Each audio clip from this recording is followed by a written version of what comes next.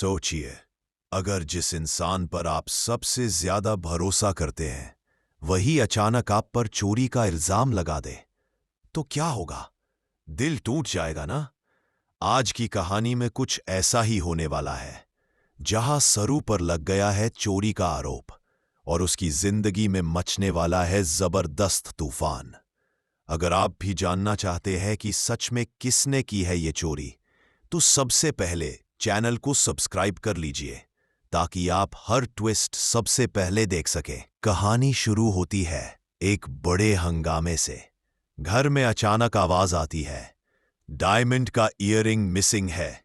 सब लोग एक दूसरे को देखने लगते हैं।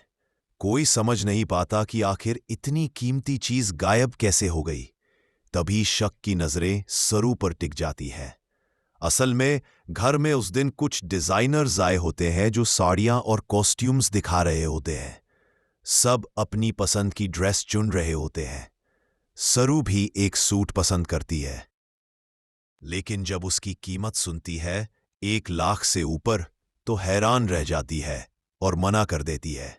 उसी वक्त वेद वहां आता है और मुस्कुराते हुए कहता है, अरे अब तुम बिरला परिवार की बहू बनने वाली हो, जाओ इसे ट्राई करके आओ, मुझे तुम्हें इसमें देखना है। सरू शर्माते हुए सूट पहनने चली जाती है। जैसे ही बाहर आती है, वेद उसकी सुंदरता में खो जाता है। लेकिन इसी बीच अनिका और उसकी नानी एक खतरनाक चाल चलने की तैयारी कर रही होती है। अनिका और नानी तय करती हैं कि वेद को भूलने की दवा दी जाएगी ताकि वो सब कुछ भूल जाए, यहां तक कि सरू को भी। वो जूस में दवा मिलाती हैं और वेद को देती हैं। लेकिन तभी वेद का फोन बजता है और वो बिना पिए चला जाता है। थोड़ी देर बाद जब वो लौटता है तो नानी फिर से मौका देखकर कहती है, बेटा गला सूख रहा है ना, ये लो जूस पी लो। वेद कुछ सोचे बिना जूस पी लेता है और बस अब शुरू हो जाता है दवा का असर। धीरे धीरे उसकी याददाश्त कम होने लगती है। इधर घर में वही गुम हुए ईयररिंग्स का मामला गर्म हो चुका होता है। ज्वेलर कहता है, मैडम एक डायमंड ईयररिंग है जो मैंने अभी अभी दिया था। सब लोग ढूंढना शुरू कर देते हैं। तभी सरू वहां आती है और सबकी नजर उसके कानों पर जाती है।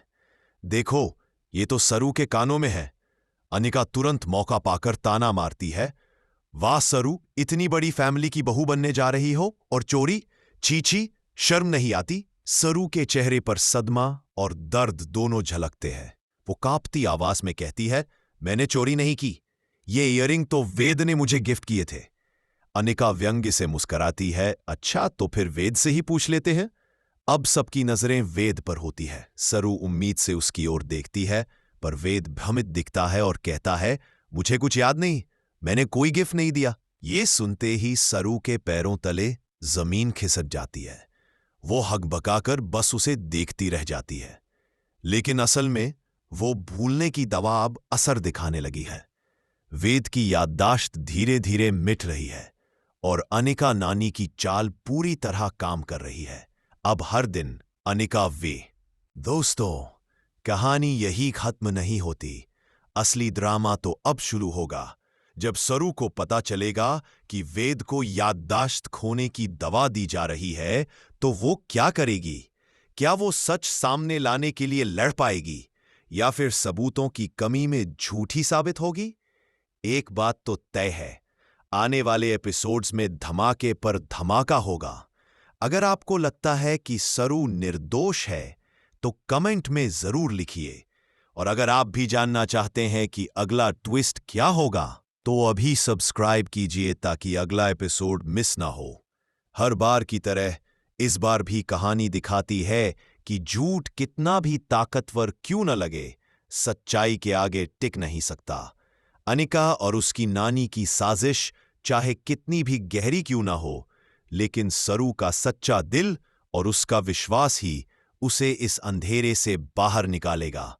तो दोस्तों, तैयार रहिए एक और धमाकेदार मोड़ के लिए, जहां प्यार, धोखा और साजिशें एक साथ टकराने वाली है।